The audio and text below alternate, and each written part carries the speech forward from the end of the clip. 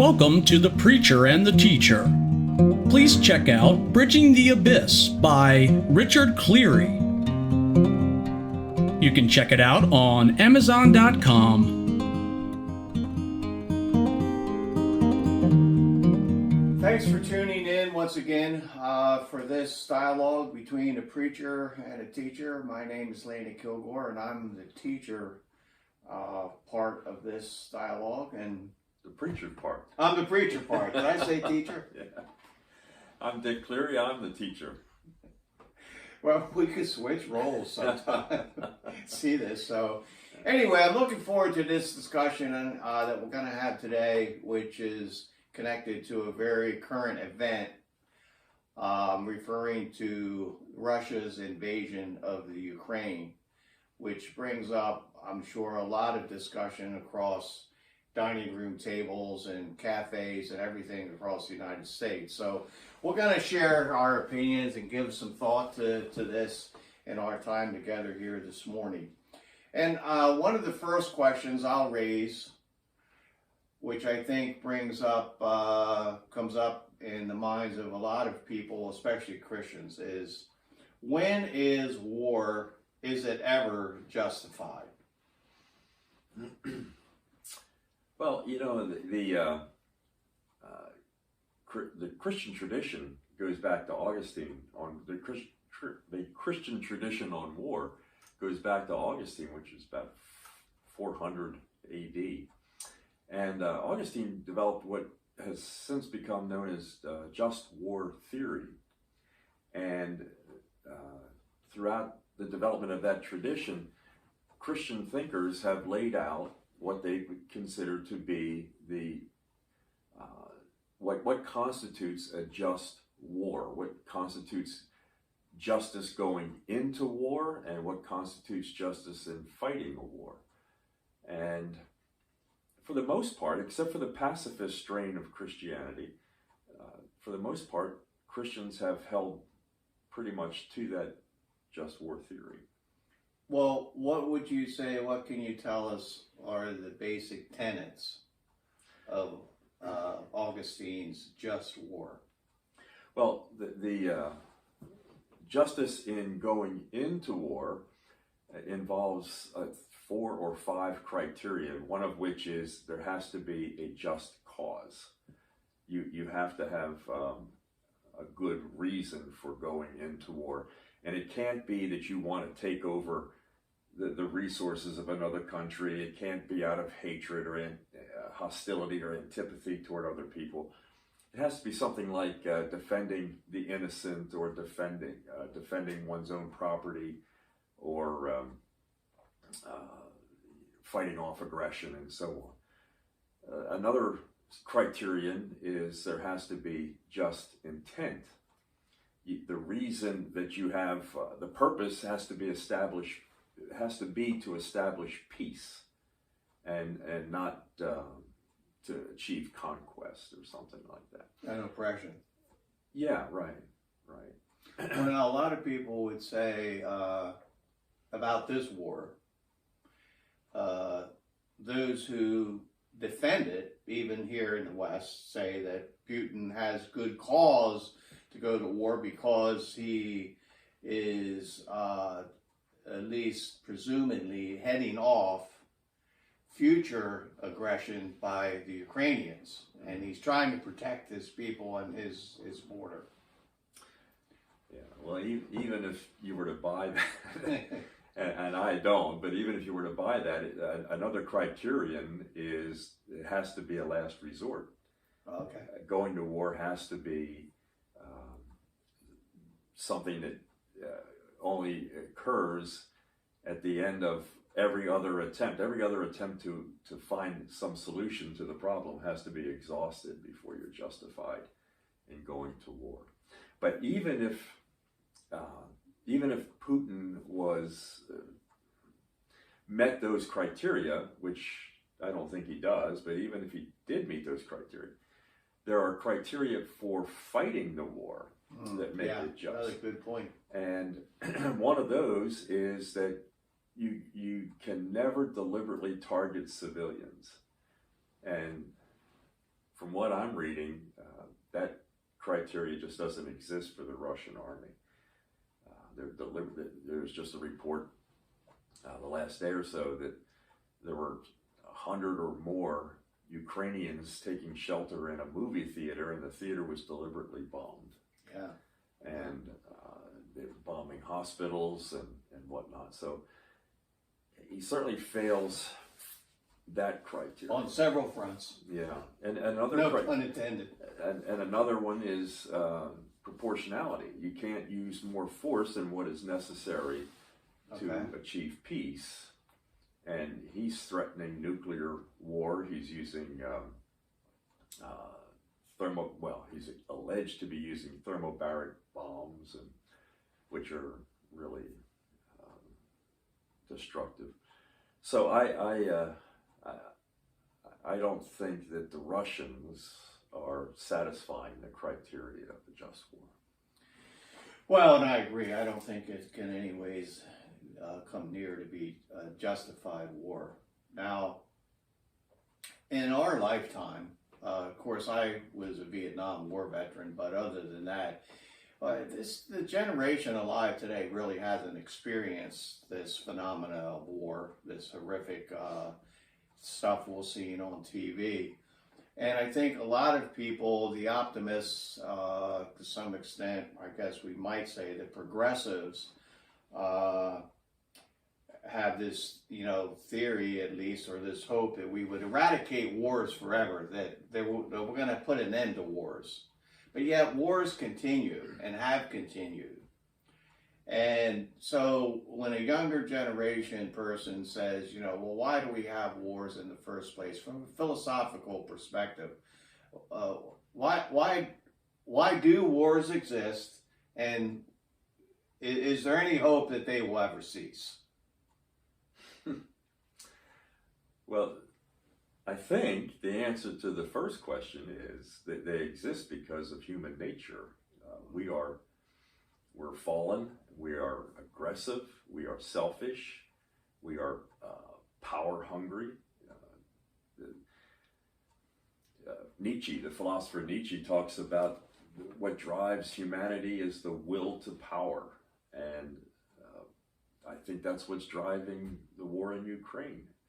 It's a quest for power. And as long as human nature is what it is, I think we're going to have war. And I think the only hope that war will ever be ended is the Christian hope of the millennial kingdom. But apart from that, I think we'd have to change human nature in order to bring an end to war. Well, I agree with that. And of course, in talking about the coming of the millennium and Jesus' return, he warned us that there would be wars and rumors of wars till the very end. Yeah. And that so we should not be surprised at this. But it does get at this root that you mentioned, that which Dennis Prager often mentions, that a major difference between the right and the left is their perspective of humanity, in terms of the one thinking that we are basically good and the other thinking that we are basically evil.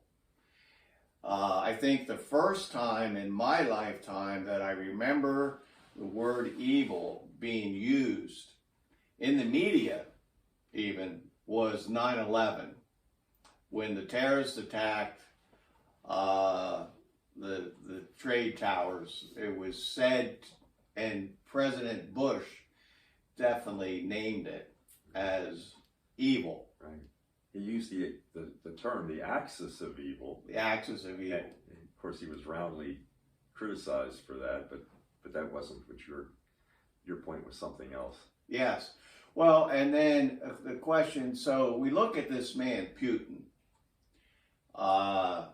who's on the front cover nowadays in the world.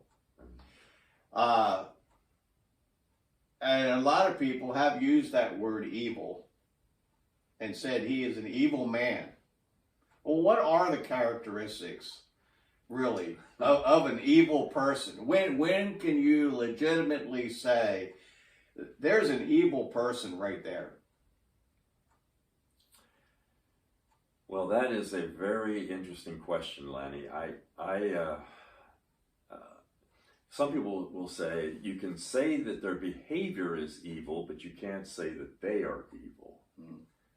And I don't know how you separate out the two, actually, because we are, in a sense, we are what we do.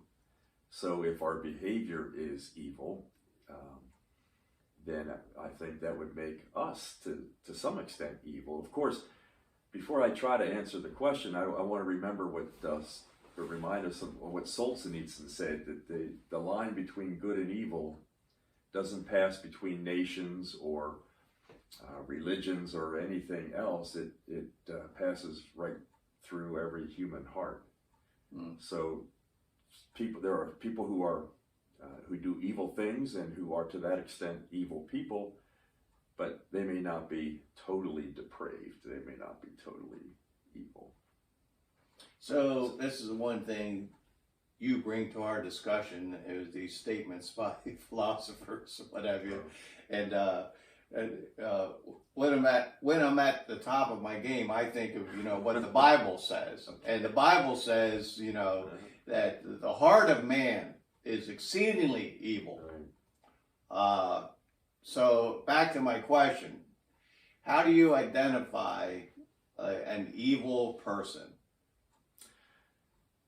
Well, it seems to me that at least part of the definition has to be someone who deliberately inflicts harm and pain and suffering on others. If you deliberately and willfully hurt others gratuitously, unnecessarily, then I think that is evil. And I think that's what we're seeing in this war in Ukraine.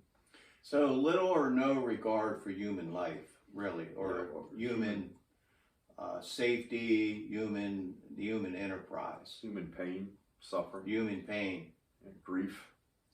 If you don't care about those aspects of another person's humanity, then I think that there's something wrong with your own soul.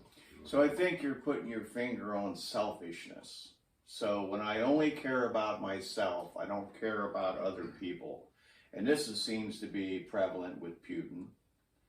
And then I think, and I know other theologians often point to the most vivid characteristic of evil as being pride. So, which we see originating with Satan himself, and in the garden. And when I look at Putin, from what I'm told, from what we see, probably massive narcissism, thinking so highly of himself, no humility.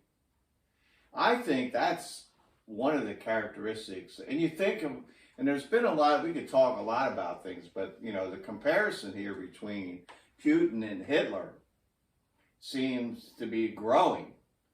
And you think of the pride of Hitler and how he kind of passed that on to the German people and fed into their pride. Right. And then we have to ask the question, too, from a theological perspective, is an evil person, you'll love this one, is an evil person demon possessed? Well, what part does Satan play here? if you believe in demons, then certainly an evil person is demon influenced. Whether they are demon possessed or not, I can't say, but I think we're certainly. I think all of us are influenced to some extent by the evil in the world. We all tend to absorb it. It tends to become part of the air that we breathe and the cultural air that we breathe, and we don't even realize that we're absorbing it. we do to some extent. So we need to be inoculated against it somehow. A question I'd like to ask you, our church had a prayer meeting for Ukraine a couple of weeks ago. And we were encouraged to pray for not just the Ukrainians, but also for the Russians and also for Vladimir Putin. And I confess I found it a little hard to pray for Putin, but it occurred to me that I did it because I know we were to pray for our enemies and that no one is beyond God's reach. But it occurred to me as I was praying to wonder whether Jesus ever prayed for Satan, or whether there would be any point to it, and if that prayer would ever be answered. What do you think about that? Well, yeah, that's a very good question. When we talk about the prayers of Jesus, he's praying, of course, with knowledge that we don't have, perspectives that we can't apprehend, acquire. I'm thinking about Jesus, for example, knowing the destiny of Satan, and therefore that there would be no, it seems to me like prayer always has some anticipation that my prayer is going to change something. Well, there would be no anticipation that Jesus' prayers would change Satan, because he knew the final outcome. But the second thing that I would want to say, which it is pretty radical when you are said, pray for your enemies, is I think it gets at the root of this thing that Martin Luther King advocated, is that we have to be very careful in our campaigns for justice that we don't end up becoming like the enemy. And I think praying for our enemies helps to inoculate us from hatred and from revenge, which could seep into our hearts when we're dealing with this kind of injustice. So somebody might say, pray for your enemies, but carry a rifle. Yeah. Interesting. But so another philosophical point here is with regard to the worldview and the presence of evil and Satan as an entity in the world. Now, of course, materialists, they're like, no, that's a myth that Satan exists. And I think when we come to these things like blatant evil, we are pressed up against our worldview. And because the secularist is not going to see either the hand of God or the hand of Satan in this thing we're seeing right now in front of us with the Ukraine.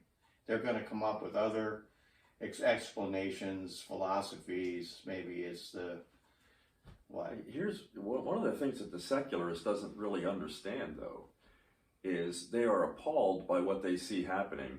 They say it's morally abhorrent. They say that maybe they even say it's evil, but they have no basis for saying that. Yeah. The most they can say is that they don't like it.